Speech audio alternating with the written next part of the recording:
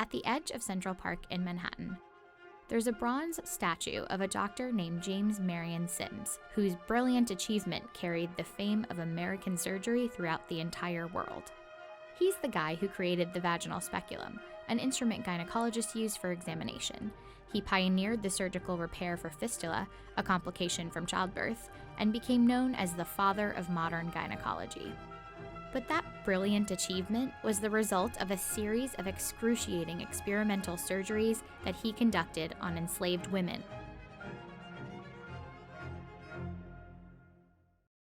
In a lot of ways, Sims epitomizes the story of American medicine for Black women.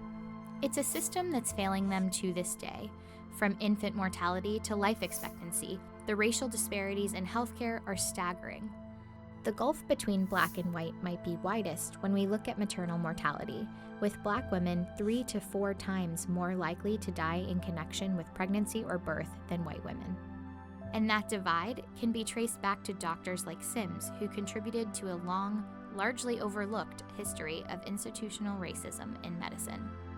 Trying to understand a historical problem without knowing its history is like trying to treat a patient without eliciting a thorough medical history. You're doomed to failure. That's Harriet Washington, a medical ethicist and author who chronicled the intersection of race and medicine in her book, Medical Apartheid. While many of the stark racial disparities in healthcare can be attributed to environmental and economic factors like access to good healthcare, studies show that minority patients tend to receive a lower quality of care than non-minorities, even when they have the same types of health insurance or the same ability to pay for care. As African Americans, we've been abused for so long, consistently by the system.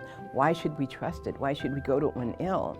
And that's iatrophobia. That's a fear of the healer, inculcated by the behavior of those healers, unfortunately. It starts with slavery. Doctors relied on slave owners for financial stability. They accompanied plantation masters to auctions to verify the fitness of slaves and were called in to treat sick slaves to protect their owners' investments. In 1807, Congress abolished the importation of slaves and in turn pushed Black women to have more children, to essentially breed slaves. Founding Father Thomas Jefferson later wrote, "I consider a woman who brings a child every 2 years as more profitable than the best man on the farm." Around the 1830s, the abolitionist movement led to the rise of what was called Negro medicine, or efforts to identify Black inferiority to justify slavery. And there were polygenists who tried to use both science and the Bible to find proof that races evolved from different origins. The 1830s also marked the beginning of recorded experimentation on Black women's bodies. One doctor performed experimental C-sections on slaves. Another one perfected the dangerous ovariotomy, or removal of an ovary by testing the procedure on slave women. In fact, half the original articles in the 1836 Southern Medical and Surgical Journal dealt with experiments on Black people. And then, of course, there was James Marion Sims, whose reputation is etched in history and on that statue in Central Park. Between 1845 and 1849, Sims began performing experimental surgeries on a 17-year-old slave named Anarcha. He eventually performed 30 operations on Anarcha and more surgeries on about 11 other female slaves. When his male colleagues could no longer bear to assist him in inflicting pain on the women, the slaves took turns restraining one another. Yet paintings depicting Sims, Anarcha, and other slave women presented a subdued version of his experiments. Even though anesthesia was introduced in 1846, Sims chose not to use it for his experimentation with slaves. His practices echoed one of the most prevalent and dangerous beliefs in medicine at the time, that Black people did not feel pain or anxiety. This book from 1851, titled The Natural History of Human Species, claimed the American dark races bear with indifference tortures insupportable to a white man. Studies released as recently as last year demonstrate that Black people are less likely to be treated for pain, particularly in the ER. There's even one from a children's hospital that found the same to be true for kids. And just this year, Pearson Education, a leading educational publisher, issued an apology and recalled nursing textbooks that included racist stereotypes, like this section that said Black people often report higher pain intensity than other cultures. Well, what does it mean when you say that someone doesn't feel pain? Among other things, you're speaking about their humanity. These are all part of that suite of beliefs emanating from the 19th century that we still have not shaken off, despite all our knowledge and sophistication.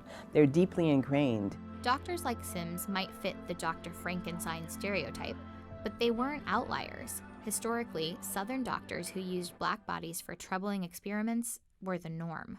It's a very common question. How can we judge our forebears? You know, those guys in the 18th century who practiced medicine in a way that appalls us today. You know, we think, how could you do that? I did not judge the practitioners based on our own ethics. I judged them based on the ethics of their time. It was not acceptable back then. We just did not hear from the people who protested against it. After the Civil War ended, the 1900s brought a wave of immigrants to the U.S. It sparked a race panic and coincided with the birth of the American eugenics movement. One of the movement's key objectives was to reduce the childbearing potential of the poor and disabled. Leaders included birth control pioneer and Planned Parenthood founder Margaret Sanger, who eventually devised the controversial Negro Project, or family planning centers that pushed birth control in the Black South. It was a project that even garnered support from W.E.B. Du Bois, a founder of the NAACP, who wrote that Black people bred carelessly and disastrously. By the mid-1930s, more than half the states passed pro-sterilization laws, and often sterilization was forced.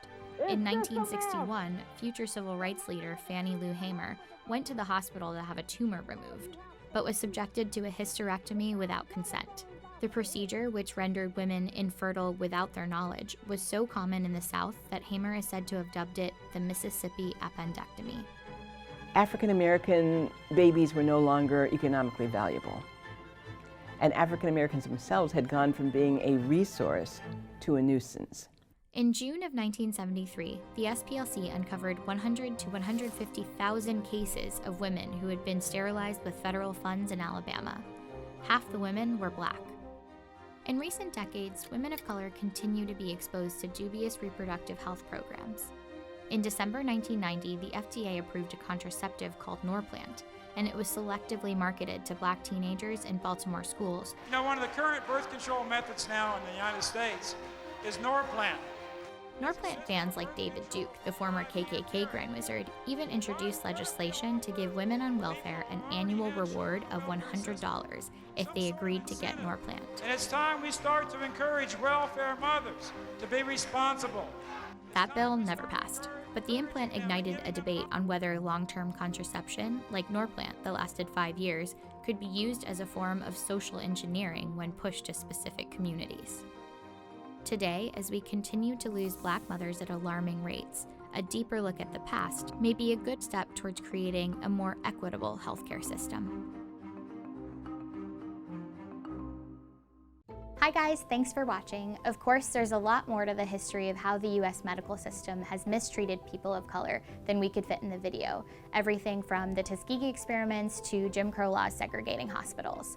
But we hope it starts to give some context to the racial disparities we see in medicine today.